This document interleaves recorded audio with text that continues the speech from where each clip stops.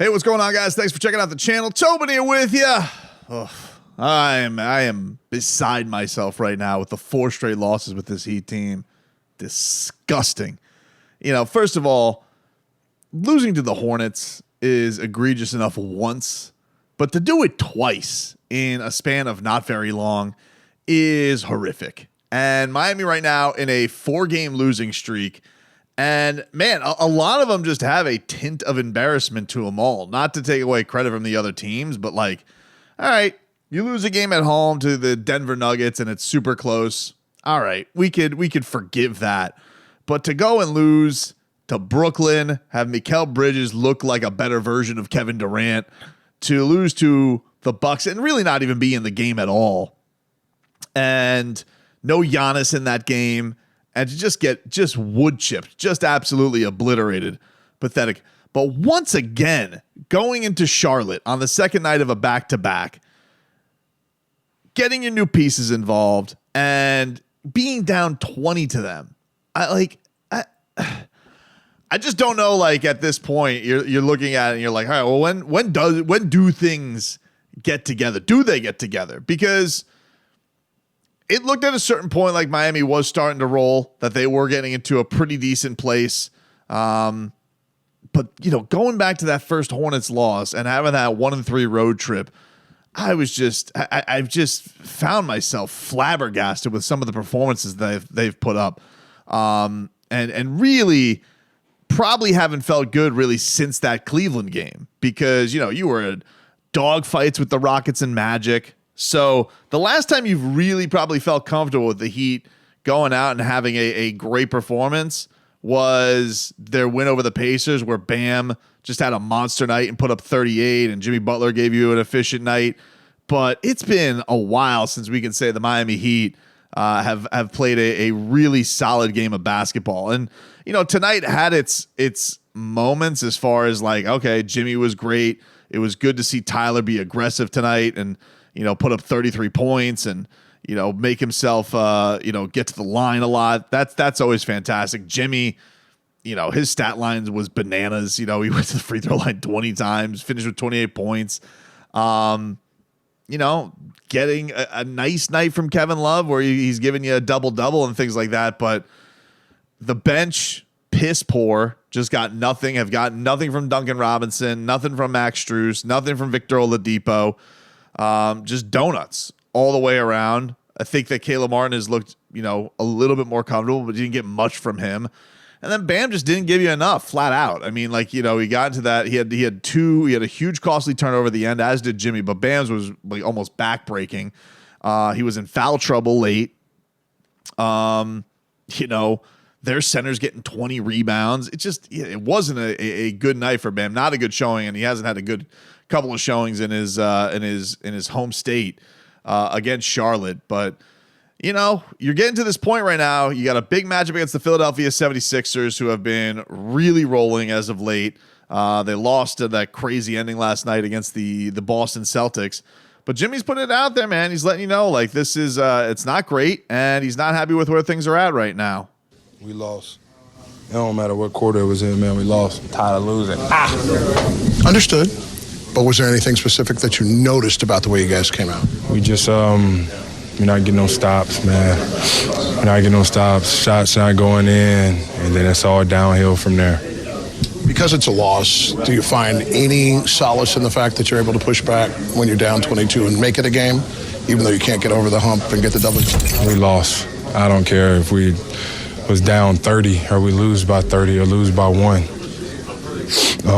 We lost, and I don't think anybody in here wants to lose, but we got to figure this out very, very quickly.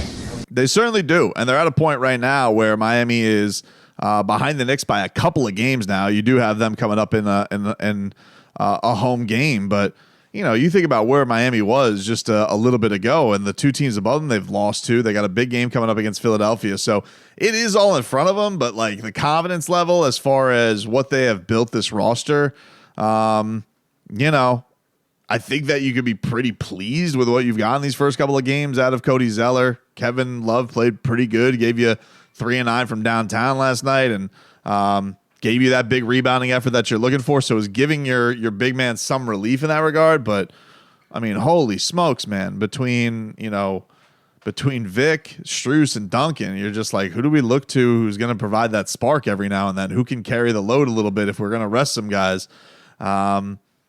And you need, basically you're going to need a tighten effort from Jimmy, Tyler, or Jimmy and Bam, or all three of them, it feels like, every single night if you're going to have any shot whatsoever.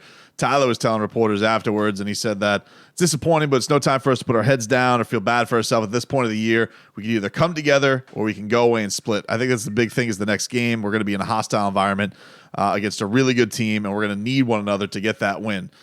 And certainly, look, if you get this one against Philadelphia, it can feel a lot better because you haven't faced them all year. You're going to have back-to-back matchups against them with a home and home. But, this has been a little bit of a concern, certainly. Like, you have not felt good about the way this team has played basketball.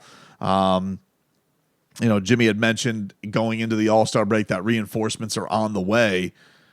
But, so far it's having to rely on the reinforcements that have been there have not exactly been able to give you anything. It's been a tough go of it for your shooters. We know that has been a thing all year, although they did okay today. Just the continuing to play with fire like that and not dig in and not dictate anything to allow the other teams. That's one of the things that I was down with Bam. I feel like these last few games, he's really gotten jumper happy and is fell in love with that, cagey, Chris Bosh, sick fadeaway jump shot. That, look, it's great that he's improved upon it, but they've also been throwing multiple defenders on him, and it feels like it's frazzled him a little bit. Like, that guy still needs to be able to have his A+ move be put your head down, be a bully, get to the rim, get to the free throw line a ton. You dictate that stuff. Look, teams, much like any effective big man, they're going to be happy if they get Bam doing crazy fadeaways all the time. It is super great that he's confident in it, but ultimately he needs to be able to dictate the pace of the game. That is how this Heat team can change things, especially when the shooting isn't great. And Jimmy is an expert at it. You see that getting to the free throw line 20 times. It's great that Tyler had a game last night where he got to the free throw line a bunch of times. These are the types of things that you need from your stars. That's playoff basketball. And I just feel like Bam has allowed too many teams over the last handful of games to basically be, a LaMarcus Aldridge, just take that midi all the time. It's supposed to be an added weapon. It's not supposed to be your only weapon. And I think that's been a disappointing thing to see over the last handful of games from him. Like I said, probably since that Indiana game where he has been shoved into that box a little bit. So he needs to be better. It was good to see a better effort from Tyler tonight, sure. And then all in all, this roster coming together. I do think that you can see the positives that Kevin Love has brought to the table for sure. Same thing with Cody Zeller coming off the bench. Can't get too mad at him. He's been okay, but for the guys that are here, the Vicks, the Struses, the Gabe Vincents, the Duncan Robinsons, they can't give you zero, dude. They can't give you nothing. Last night you had the Gabe Vincent clutch three, airballed it, Bam turnover, Jimmy turnover, just completely falling all over yourselves. It was a rough go of it. Here's a little bit of Spo afterwards. They converged in the paint, active hands. That's kind of what they've done all season long. They've been a very disruptive defensive team in terms of deflections, steals,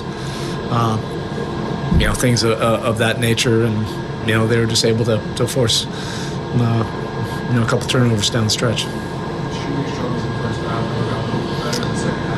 Yeah, I really liked seeing our guys grind through a pretty ugly first half.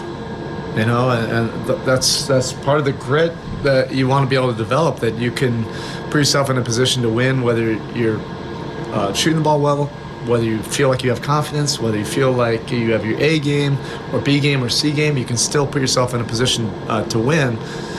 And that first quarter was pretty ugly, but then after that, I actually liked the shots we were getting.